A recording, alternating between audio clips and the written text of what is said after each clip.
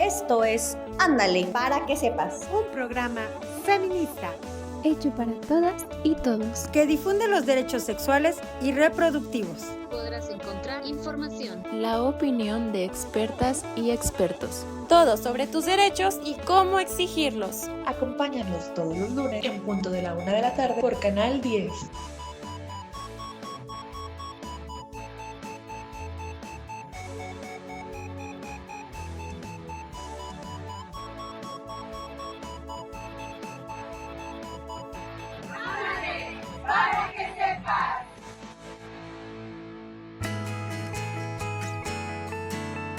Bienvenidas y bienvenidos a su programa Ándale para que sepas. El día de hoy les vamos a hablar del Día del Niño y la Niña y nos acompañan mis compañeras Azucena Barrón y Diana Lara y también el licenciado Alfredo Arévalo Díaz, terapeuta familiar y coordinador del Centro Universitario de Salud Mental de la Facultad de Trabajo Social UG. Muchas gracias por acompañarnos. Gracias por la invitación. Antes de continuar, vamos con la sección Coge Conciencia de la licenciada Julieta Hernández Camargo.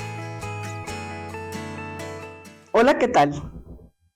El 30 de abril se conmemora el Día de la Niña y del Niño, cuyo objetivo es llamar la atención sobre la problemática que enfrenta este sector de la población. Se trata de celebrar a la infancia y fomentar el respeto y protección de sus derechos. La ONU considera como niña o niño a toda persona menor de 18 años. En México, las diferentes estadísticas nos hablan que en Durango hay 514,000 niñas y niños de 0 a 14 años. Se menciona que si incluyen a las y los de 17 serían 540,000. La niñez en Durango sufre pobreza, desigualdad y violencia. Entre el 30 y 40% viven en pobreza, lo que lleva a falta de acceso a la alimentación, a la educación y a la salud. En las zonas indígenas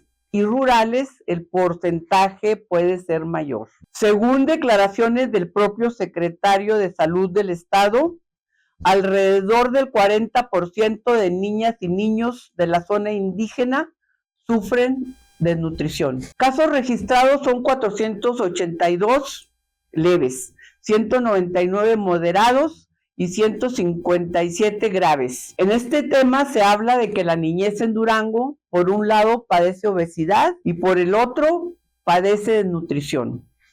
En cuanto al trabajo infantil, el 3.6% de niñas y niños de 15 a 14 años trabajan y el 22.8% de adolescentes de 15 a 17 años. Ellos o ellas realizan trabajos peligrosos. Muchas y muchos trabajan en la calle, venta, limpieza o en actividades informales. Las niñas, además, en muchos casos, trabajan en el hogar. En cuanto a violencia y vulnerabilidad, en los últimos 3 años se registraron 1,191 casos de lesiones graves contra menores. Se reportan semanalmente casos de maltrato infantil. Hay denuncias por violación sexual. Es importante resaltar en el caso de los delitos sexuales que existe cifra negra. Esta cifra puede ser hasta de un 90%, que no se denuncian. ¿Por qué? Porque este delito lo cometen familiares cercanos, como son padres, padrastros, hermanos, tíos, primos, abuelitos. En este delito, las mayores víctimas son las niñas. En 2025 se registraron 243 denuncias por violación, 20 por mes. Gracias, las espero y los espero la próxima semana. Agradecemos a nuestros patrocinadores como lo son el Instituto de Educación y Cultura Alejandría, Fondo Semillas y la Asociación Civil de Si Hay Mujeres en Durango. Y recuerda, este programa es grabado por alumnas y egresadas del instituto. Continuamos. Para comenzar, mi compañera Azu nos compartirá un poco sobre el trabajo infantil. Muchas gracias, Estrella. ¿De qué se alimentan, se nutren las niñas y niños? No nada más es de comida, sino también que es súper fundamental de los abrazos, del amor, del juego, de compartir entre niñas y niños, de imaginación, de pensar qué van a hacer cuando sean grandes. Pero muchas y muchos de ellas y ellos no llegan a tener esta infancia, ya que desde muy temprana edad tienen que empezar a trabajar. Y esto se debe a diferentes factores.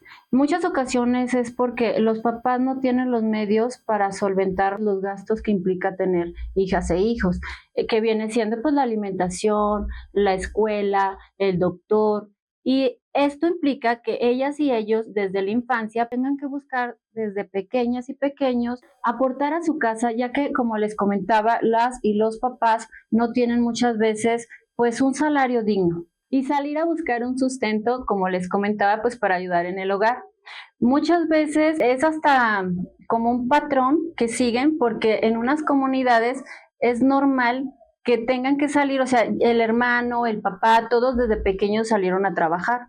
Y lo ven pues natural, que tiene que salir la niña y el niño a trabajar. Y la realidad es que les estamos truncando su infancia, ya que estos niños y niñas, ¿qué van a hacer en la vida adulta? Muchas y muchos de ellos no se van a poder desarrollar, ya que no tienen la oportunidad de ir a la escuela como la mayoría de las niñas y niños. Y en esa edad temprana son vulnerados sus derechos, ya que, por ejemplo, los pueden explotar pues laboralmente, pero también sexualmente o físicamente. Tanto las personas adultas, los papás, las mamás, los maestros, el entorno, los vecinos, las vecinas, tenemos que estar al pendiente. Deben de tener o existir una red de apoyo para que precisamente crezcan en lo más sano posible, como todas y todos debe de ser. Es el derecho de las niñas y niños y no tener que trabajar. También en nuestras casas pues los ponemos a recoger, o sea, eso no tiene nada de malo, que se enseñen a llevar reglas, a tener como una disciplina, pero ya salir a un entorno fuera, pues ya eso ya implica algo muy fuerte desde esa infancia, tener que estar tratando simplemente el estrés laboral. Si nosotras y nosotros que somos adultos a esta edad, no falta que de repente se nos hace muy fuerte, pues que no completamos o simplemente que tuvimos algún altercado laboral. Y a esa edad temprana estar viviendo esa situación es muy difícil, obviamente. Así que tenemos que convertirnos en esa red de apoyo para nuestras niñas y niños. También les voy a hablar un poquito de las estadísticas más recientes sobre el trabajo infantil en México. Con base de datos del Instituto Nacional de Estadística y Geografía, difundidos entre 2024 y 2026, muestran un panorama inquietante, ya que el 3.7 millones de niñas y niños y adolescentes de 5 a 17 años trabajan. Esto equivale a 13.1% de la población infantil, aproximadamente 1 de cada 8 menores trabajan. Hablando de este tema tan importante como es la infancia, es una etapa primordial en la vida de cualquier persona, así que, licenciado Alfredo, ¿nos puede compartir un poco de cómo influyen las infancias en la sociedad? La vida de una persona se divide en etapas, entonces la infancia es un punto clave donde se desarrolla parte de su personalidad, donde se desarrolla también la forma en que se va a vincular en la vida adulta y también cómo va a desarrollar su propia autoimagen y autoconcepto. Hablaba Azu del trabajo infantil, es uno de muchos problemas que pueden enfrentar los niños en la actualidad. Puede ser la explotación sexual, puede ser las adicciones, pueden ser muchas cosas que pueden influir en que se trunque este desarrollo. Entonces, si hablamos por etapas, al momento de que un niño empieza a trabajar, se salta esa etapa y se va mentalmente a una edad adulta. Entonces, esto influye mucho en la sociedad porque ya en la edad adulta crecen con una responsabilidad, con una idea de tener que hacer o de deber ser exitoso, el hombre en la casa o una mujer sumisa o lo que sea, ¿no? Entonces, en esta etapa que se salta de desarrollo, pues ya hay muchas experiencias que deberían de ir como en cierto orden y pues ya no están así. Los estilos de crianza me imagino que pueden influir. Uno de los que yo vi es el estilo de crianza autoritario, que se basa pues en la exigencia y en la baja respuesta emocional de los padres, ¿no? Que es como darles unas reglas estrictas sin darles espacio a ningún tipo de negociación, a ningún tipo de explicación basándose en el yo mando porque yo soy la autoridad y porque yo digo, ¿no? Entonces, en base a esto, ¿nos puede contar un poquito más de estilos de crianza? Más bien aquí abordaríamos desde las conductas. Como terapeuta familiar en terapia trabajamos la conducta de cada persona. En general en salud mental se trabaja la conducta, ¿no? Las conductas son aprendidas, imitadas o inducidas. Las aprendemos en base a repetición, ¿no? Haz esto, lo haces bien, te premio, lo haces mal, te castigo. Imitadas, pues mi papá habla así, yo hablo así, mi mamá habla así, yo hablo así. Mi mamá hace esto, yo lo hago, mi papá hace esto, yo lo hago. Inducidas, esta parte tiene que ver más con el contexto, con la sociedad, con la familia. Como lo comentaba esta parte donde los niños van a trabajar porque su papá fue a trabajar de niño, porque sus hermanos iban a trabajar de niños, entonces ya se crea como una cadena de obligación que es consciente o inconsciente. No tienen claro el por qué lo están haciendo, simplemente lo hacen. Entonces, desde esta parte de la conducta, vamos, en este aspecto de la crianza autoritaria, la autoridad va desde cumplir cosas en casa hasta agresión física, ¿sí?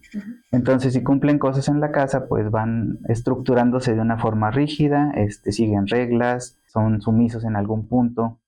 Si llega a sufrir violencia, pues ya hay algún trauma. Entonces, si llega a replicar en esta parte donde imitamos conductas, pues él va a ser agresivo con otros niños o con otras niñas. También la forma de hablar, si en casa gritan, aunque no le griten directamente al niño, él va a aprender a comunicarse de esa forma.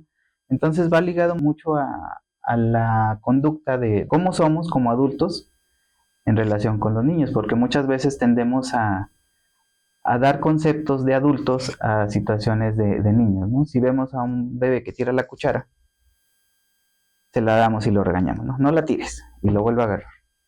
¿Qué está haciendo el niño? Pues está jugando, está aprendiendo que si tira algo, la ley de gravedad lo va a tirar, ¿no? Lo va a llevar al piso. Pero nosotros como adultos podemos decir, ok, pues me estás retando, no me estás haciendo caso, eres desobediente.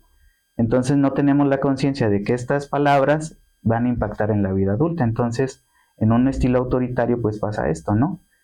El niño empieza a creer que no es suficiente, empieza a replicar conductas agresivas, empieza a disminuirse él en su concepto, en su autoimagen. Entonces, toda esta cadenita de circunstancias, pues ya cuando es adulto, lo lleva a tener unas como conductas disfuncionales, vamos. Como nos comenta, de adulto le lleva a tener unas conductas pues disfuncionales, pero ¿en qué más le puede afectar en la vida adulta? Pues es que se relaciona con muchas cosas, ¿no? O sea, desde lo básico, ¿no? O sea, si yo veo a mis papás peleando, cuando yo crezca, en mi relación de pareja voy a pelear.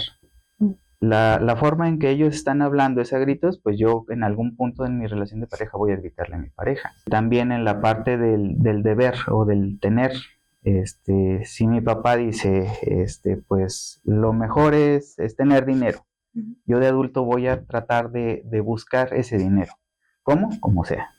Y hay estadísticas, ¿no? O sea, si preguntas a niños, ahorita quieren ser narcos, youtubers, o quieren ser tiktokers. O sea, todo lo que te lleva a generar dinero fácil, entre comillas, porque en realidad no saben lo que va de fondo. Entonces, en esto afecta en la vida adulta, ¿no? O sea, todo lo que aprendes de niño se va replicando y va creciendo, ¿no? O sea, algo que te dicen cuando eres niña es que tú no sabes, tú no digas nada.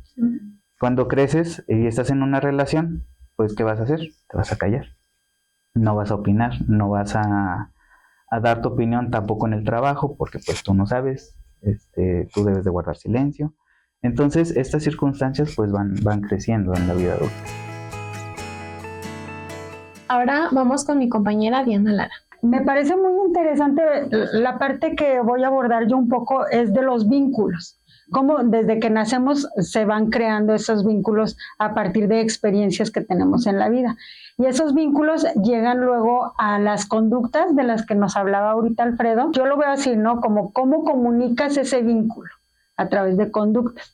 Por ejemplo, la forma en que tus papás te tratan, tus papás, tus mamás, porque es como tu primer contacto que tienes en la vida. Entonces, desde ahí, ¿cómo aprendes, por ejemplo, esta parte del amor, lo que hablabas tú de obtener dinero, cómo lo aprendes? Y entonces para mí sería la conducta en cómo lo comunicas o cómo lo transformas hacia los demás, ¿verdad?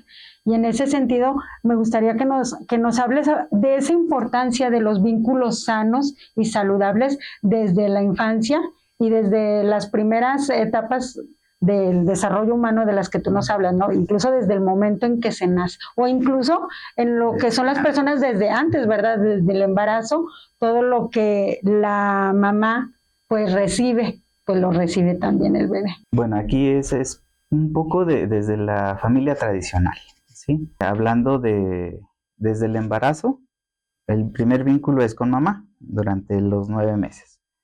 Después de esos 9 meses, el vínculo sigue con mamá en este proceso de cuidado, de amamantado.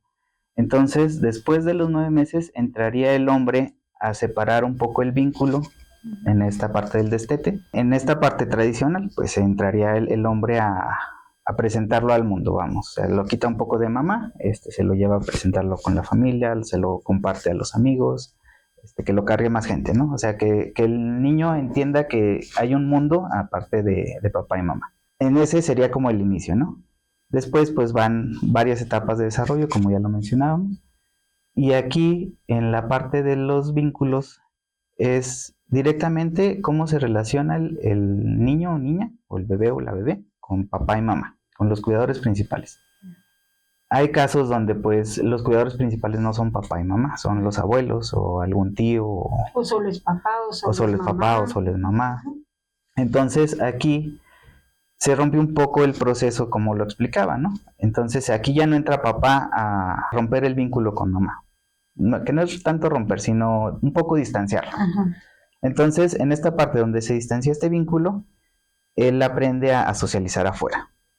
Cuando no se da, empieza un apego que sería el ambivalente, que es el que tiene como mucha ansiedad y miedo de separación.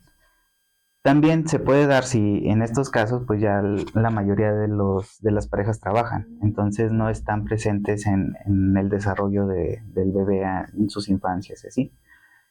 Entonces aquí está el apego ambivalente, que es donde yo quiero estar, yo quiero recibir amor, pero cuando me lo dan no sé cómo recibirlo, me incomoda y pareciera que no lo quiero, pero en realidad me está incomodando. Entonces ahí ya van 2. El tercero es el desordenado, donde ni siquiera sé si quiero amor, si no quiero amor, si estoy ansioso, o sea, no sé qué está pasando. Muchas veces ese tipo de vínculo se desarrolla cuando hay un trauma.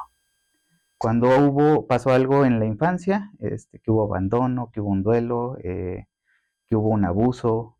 Entonces, estas situaciones van generando en el niño un trauma y genera este tipo de apego. Y pues el seguro, ¿no? Que ese sería el ideal que tuviéramos todos, pero en realidad pues tenemos un poquito de varios. O sea, no hay una persona que tenga un solo tipo de vínculo. De hecho, se cree que los vínculos desde que naces hasta que creces es el mismo y no. O sea, yo puedo estar con una pareja y puedo tener un apego evitativo y puedo estar con otra y me genera ansiedad, entonces tengo un apego ambivalente. O puedo estar con otra donde estamos peleando siempre, entonces tengo un apego desorganizado. Entonces va de acuerdo a cómo me voy relacionando con las personas que me rodean, cómo se va formando este vínculo, pero los principales son papá y mamá, o estos cuidadores principales.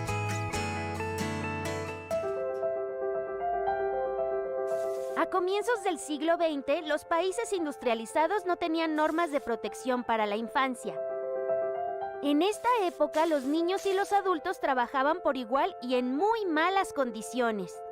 En 1924, la Sociedad de Naciones aprobó la Declaración de Ginebra sobre los derechos del niño.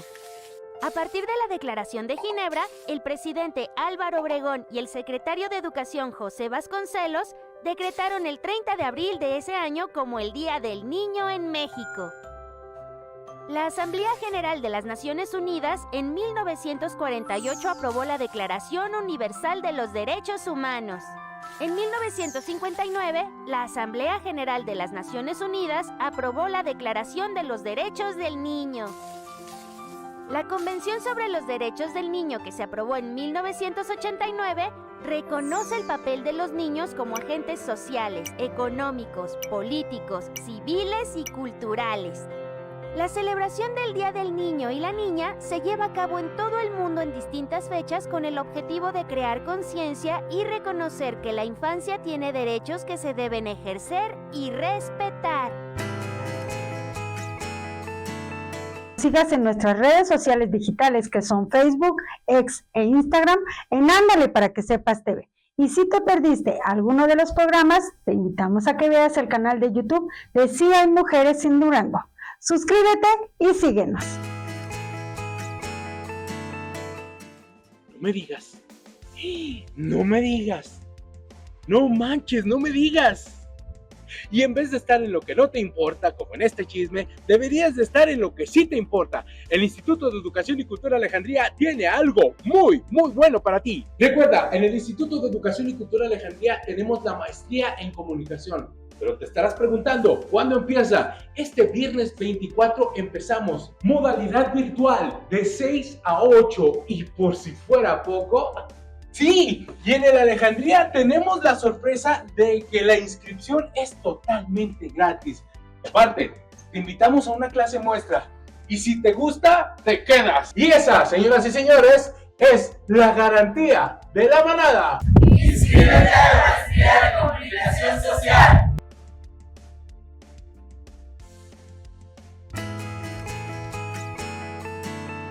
Y aquí entraría esta parte de que se ha comentado la red de apoyo, que es importante y sería lo ideal, ¿no? Que todas las personas desde que nacemos, o incluso, bueno, desde antes, tuviéramos esa red de apoyo, porque a fin de cuentas los vínculos, las conductas, las actitudes, todo lo que vamos aprendiendo a través de las experiencias de vida, pues te dan un panorama de cómo tú vas a ver la vida en el futuro y cómo te vas a desarrollar, no solo contigo mismo o contigo misma, sino a tu alrededor, las relaciones que tienes alrededor, como ya tú ahorita lo estás mencionando, sobre todo en las relaciones de pareja, ¿verdad? Luego hay situaciones de violencia que hay, ¿por qué? Bueno, en casa que se aprendió, en la escuela que se aprendió.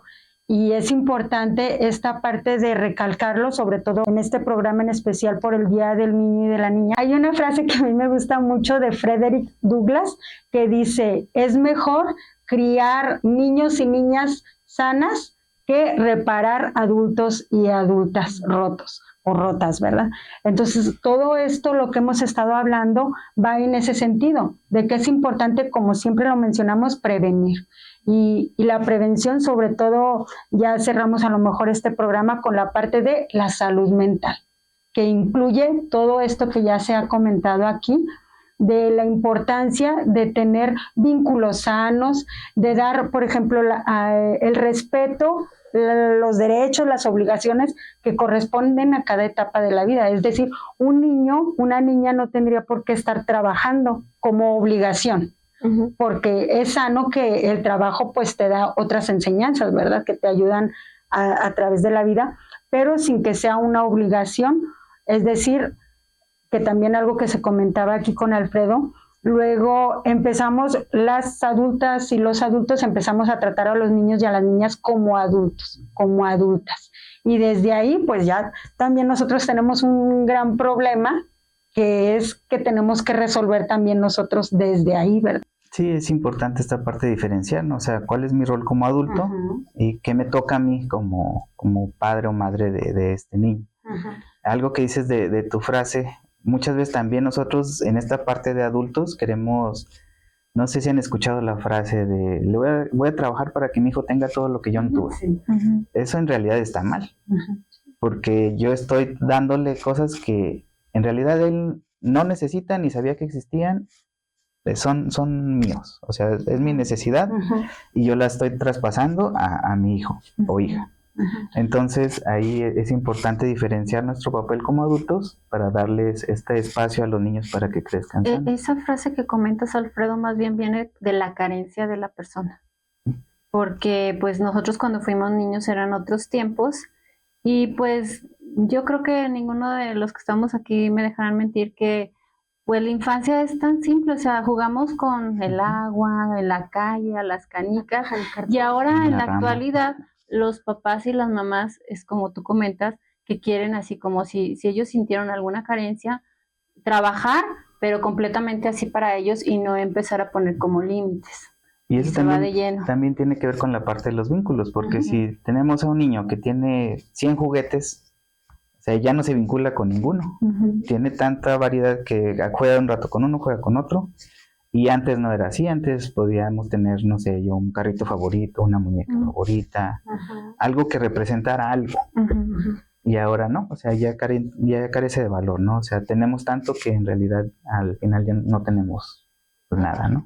También recalcar esta parte que como padres y madres, que nadie es perfecto, eso lo sabemos, pero sí poner un poco de atención en las conductas que tienen y se tienen como padres y madres, en estas cuestiones de que lo que hablábamos ahorita, todo lo que te perjudica a ti como padre o madre, porque a veces los hijos te sobreexigen o tú como padre o madre te sobreexiges para darle algo que tú no tuviste a tus hijos. Debe de haber un equilibrio y mediar, y sobre todo porque volvemos a lo mismo, que sean relaciones sanas, que sean vínculos sanos, que sean alimentación sana de la alimentación, porque a lo mejor también dar mucho amor, de más amor, porque yo tuve carencias, pues eso también afecta.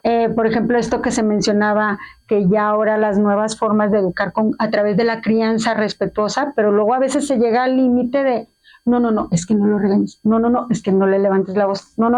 Entonces, debe de haber un equilibrio con límites sanos, con una autoridad sana, ¿verdad? Porque es decir, es bueno también saber como nuestro lugar, ¿no? Nuestra situación en el momento, de la forma adecuada, con comunicación efectiva, asertiva, y eso también enseñarlo a nuestras hijas e hijos, ¿verdad? Para que hasta dónde son tus límites, pero también tus derechos, y también los míos como papá, como mamá, y los de tus amigos, de tus amigas, de la familia incluso, porque luego también a veces, ya ahorita son otros tipos de familia también, en donde a lo mejor ya en una casa viven 5 familias, viven 3 familias, todas quieren opinar sobre la crianza, y entonces ahí imagínate, es también una confusión muy grande, ¿no? Y bueno, pues para concluir esta parte del bloque, que sería como el fin de todos estos temas, a tener un desarrollo con capacidad de resolver nuestra propia vida, porque luego también ahí es otro tema, ¿verdad? Es decir, es importante la infancia porque las niñas, los niños son los futuros hombres y las futuras mujeres del mañana. Entonces es importante cuidar cada etapa de la vida, conocer nuestras capacidades, nuestros derechos, nuestras obligaciones, y también porque todo esto pues va a favorecer el desarrollo personal y social también de todas y de todos. No me queda nada más que agradecerle a Lica Alfredo por estar aquí, por acompañarnos el día de hoy y por su tiempo. También agradecer a mis compañeras por estar aquí un día más. Y a todos y todas ustedes por estar aquí el día de hoy viéndonos. Nos vemos el próximo lunes en punto de la 1 de la tarde aquí por Canal 10. Hasta la próxima. Hasta luego.